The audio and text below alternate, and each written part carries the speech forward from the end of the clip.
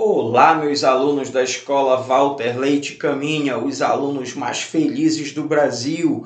Como vocês estão? Tudo bem? Eu espero que sim, com muita força, saúde e disposição para mais uma aula de português. Estamos para utilizar o nosso livro de português, abrindo a unidade número 1, que trata do tema poema. Muito legal. Então, nesta unidade, você vai ler e interpretar poemas em linguagem verbal e não verbal, vai produzir poemas, vai declamar poemas com expressividade, vai estudar os sentidos das palavras, sejam ele real ou figurado, vai também estudar a pontuação, a entonação e a expressividade de um texto,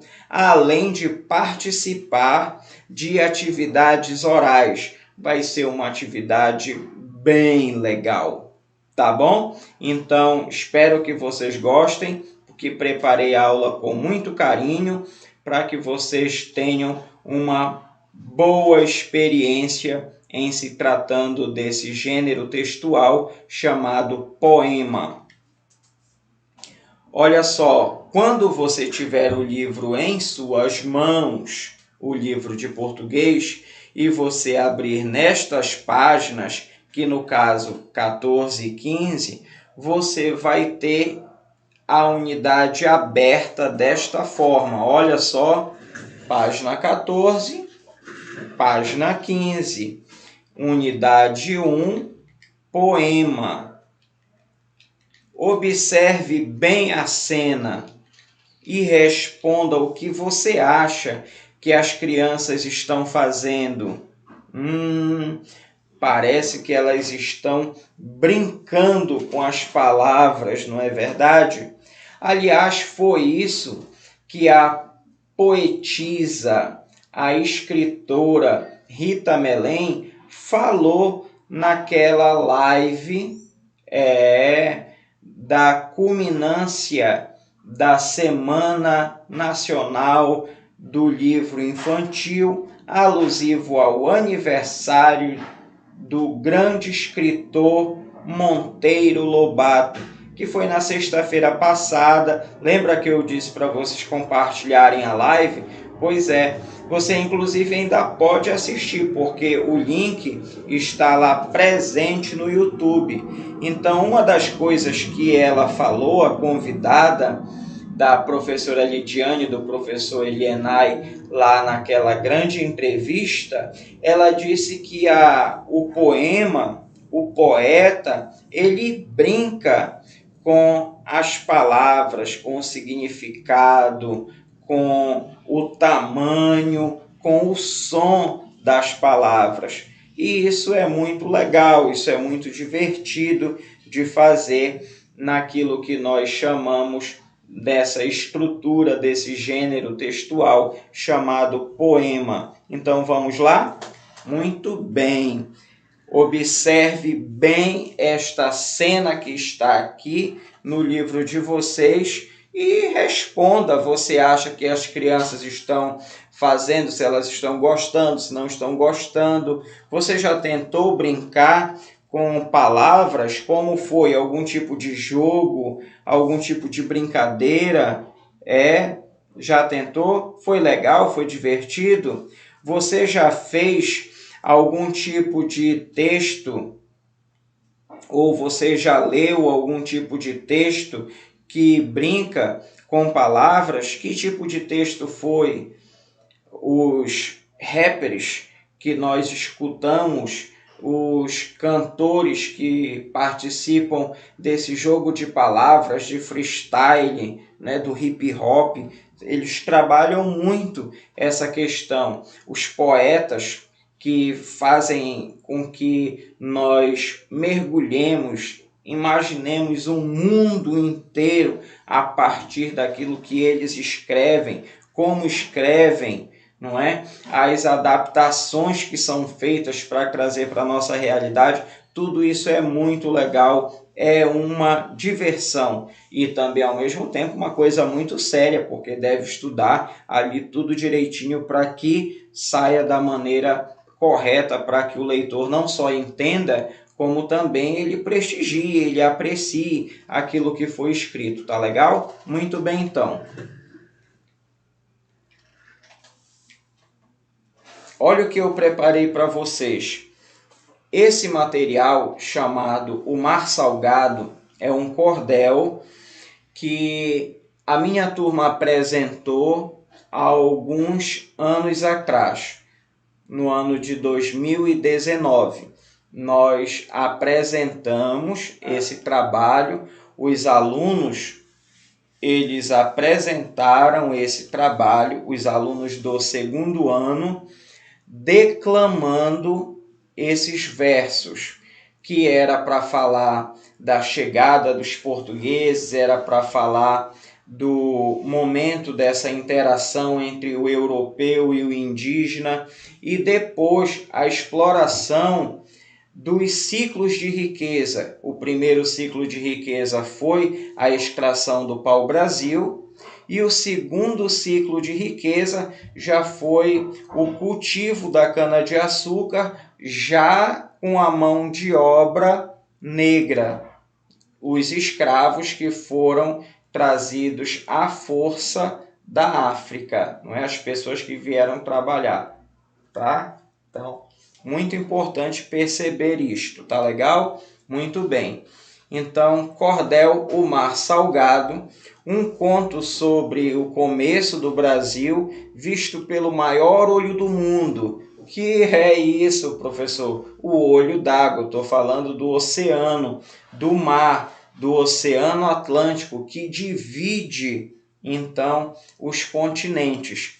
Tá legal? Então, vamos lá apreciar, fazer essa leitura. E se você for bom de memória, eu lanço esse desafio para que você aprenda este poema, para que na sexta-feira, na culminância, a gente tenha um momento muito legal, porque o turno da tarde fez a sua culminância na sexta-feira passada, e o turno da manhã vai ter o seu fechamento com a professora Roseni Salles, com a professora Lidiane, com a professora Ana Lúcia, na sexta-feira que vem, tá bom? Desta semana que a gente começa aqui na escola hoje, tá legal? Muito bem, então. Vamos lá?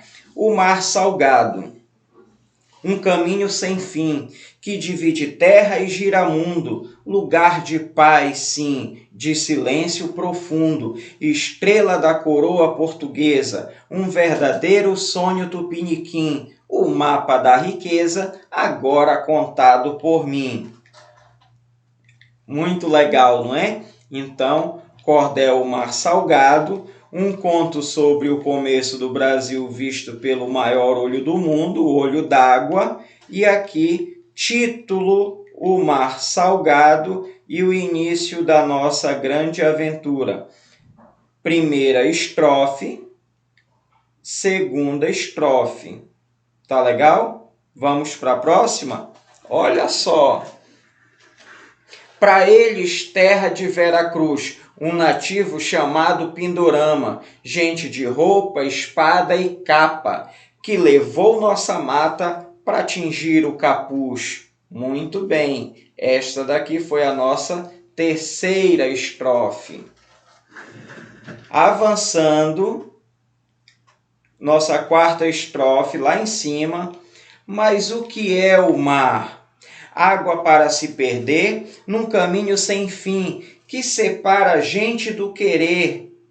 Saudade mata dentro de mim, um orgulho português, também uma tradição real, a riqueza do marquês, um sucesso colonial. Corajoso, forte caçador, numa noite acordei caça, de um peito traidor, fui levado na barcaça. Barcaça nome tinha, um triste choro de horror, tumbeiro porque a morte vinha, nele resiste meu amor. Meu corpo é alegria, cheio de fé e esperança. Nossa luta começou na forma de uma dança.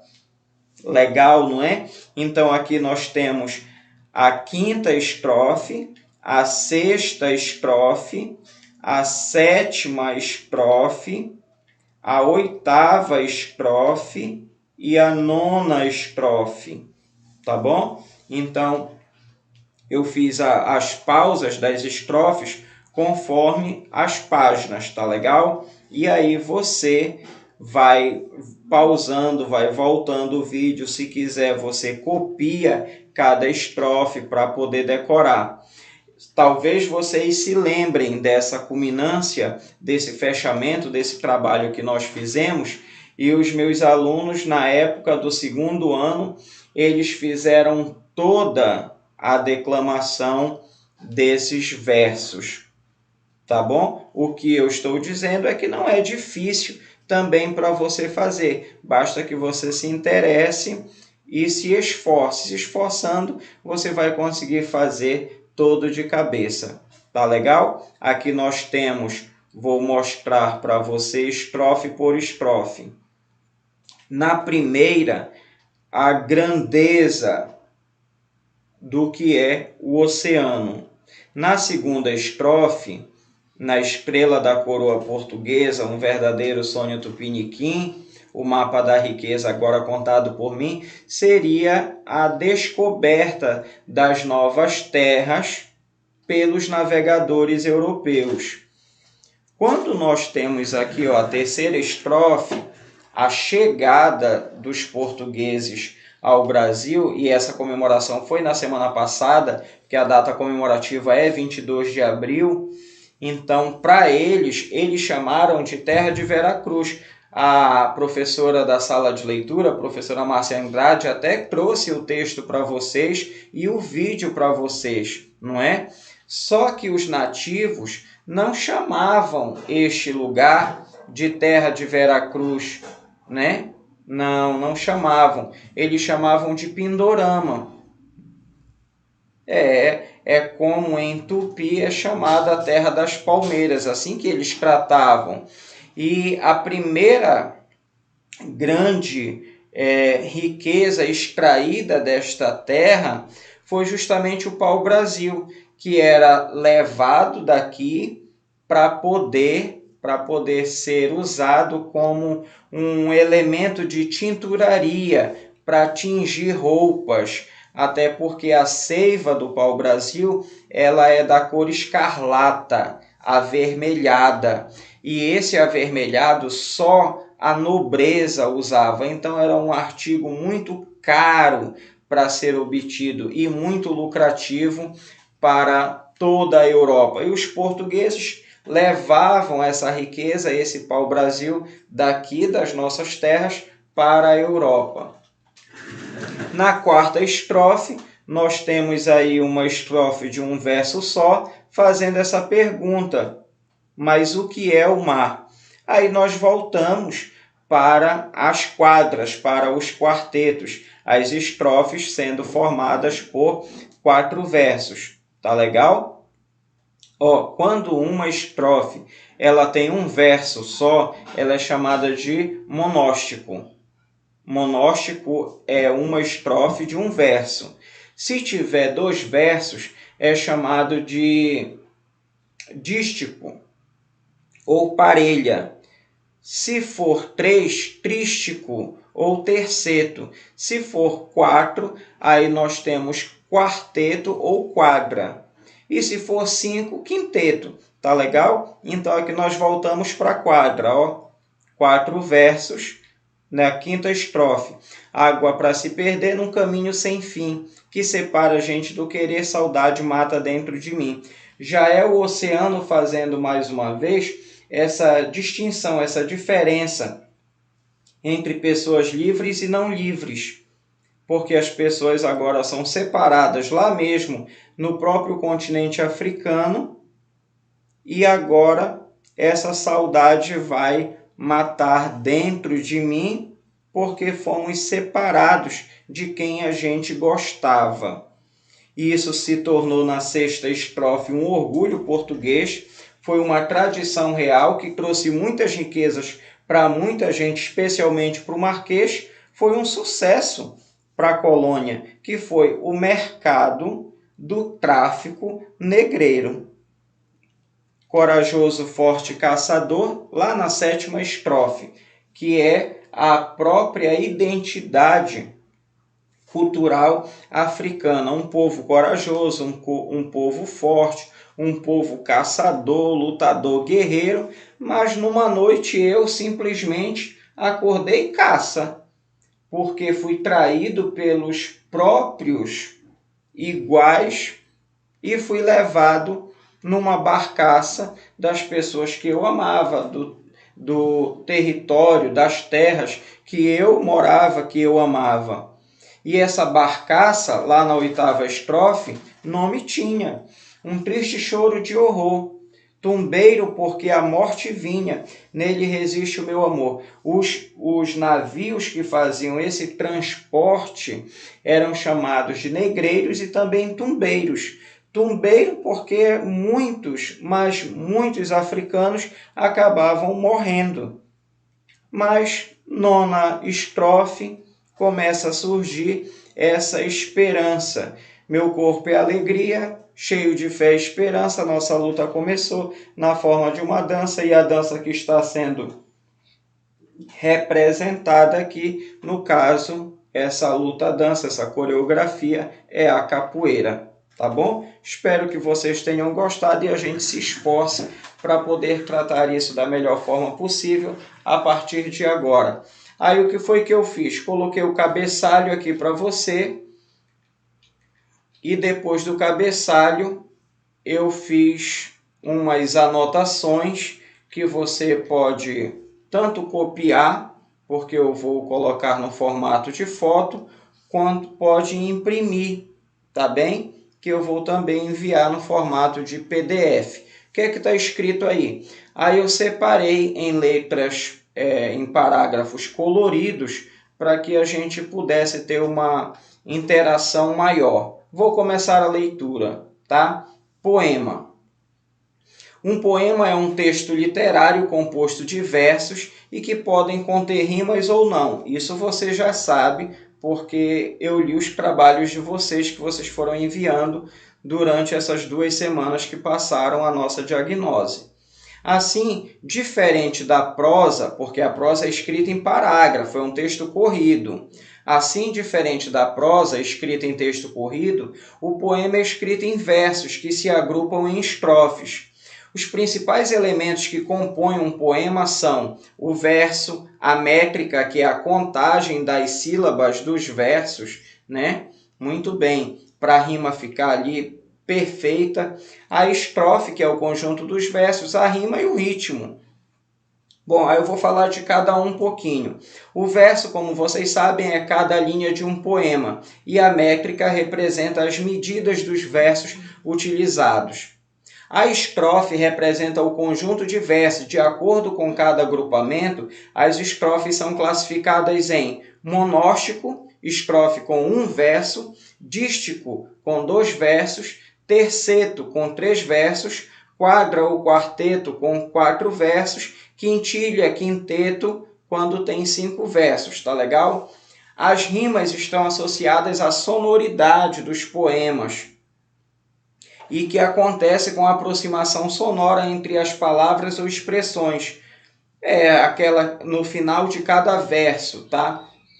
Muito bem. No entanto, há poemas que não possuem rimas e são chamados de versos brancos. Então, todas as vezes que você ouvir falar a expressão verso branco, é porque não tem rima. Tá legal? Bom, o ritmo está relacionado com a sonoridade e a musicalidade presente nos poemas. É por isso que é mais fácil, inclusive, da gente guardar na memória, porque o nosso cérebro começa a trabalhar a memorização sobre a musicalidade.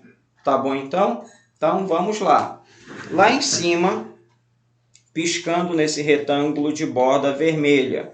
Uma das formas mais gostosas de saborear um poema é declamando seus versos. Ao declamar, percebemos a musicalidade, os efeitos que a combinação das palavras produz. Então, nós temos aí a diferença entre leitura e declamação. Por quê, professor? Está escrito aqui nesse retângulo de borda azul. Declamar é recitar um poema em voz alta. É você colocar o sentimento, é entonar de uma maneira adequada para sensibilizar o ouvinte, o leitor que está fazendo parte aí deste trabalho. Então, nós temos também a experiência do jogral. O que é jogral? É a declamação de um poema em coro, ou seja, várias pessoas estão trabalhando na leitura deste poema, alternando partes individuais e partes coletivas,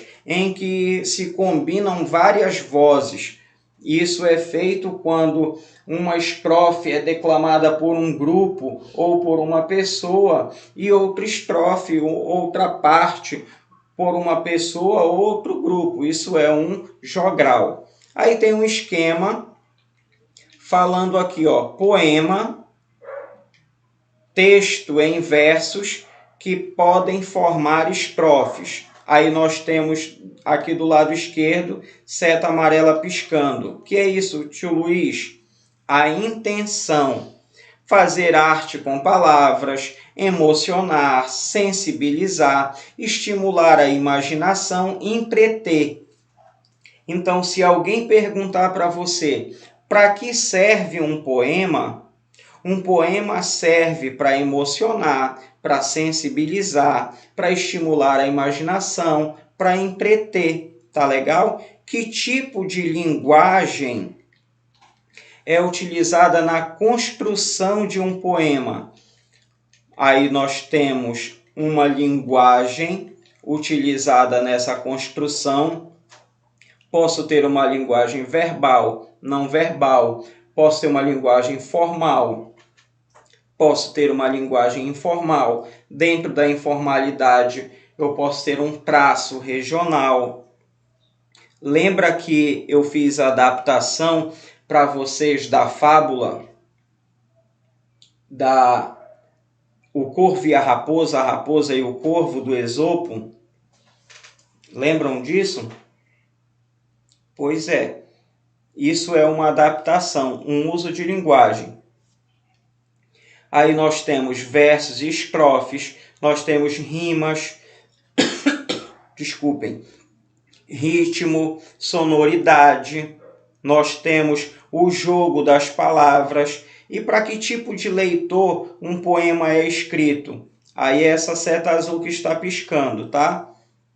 Aqui, ó, são pessoas que gostam da arte com palavras, de textos que nos levam a esse tipo de sensibilidade. Tá legal? Muito bem.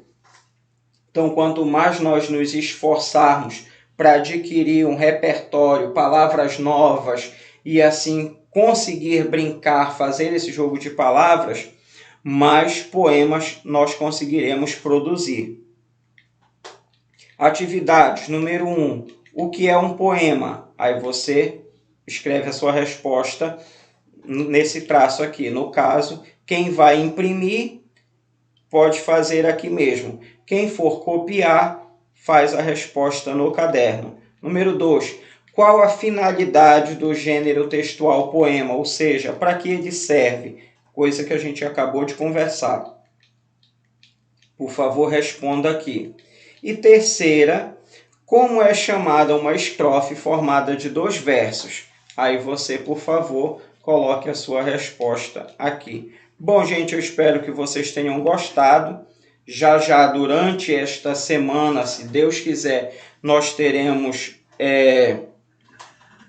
a informação de quando serão distribuídos os nossos livros didáticos, porque nós precisamos do livro didático. Quem já foi meu aluno sabe que eu trabalho com um livro didático.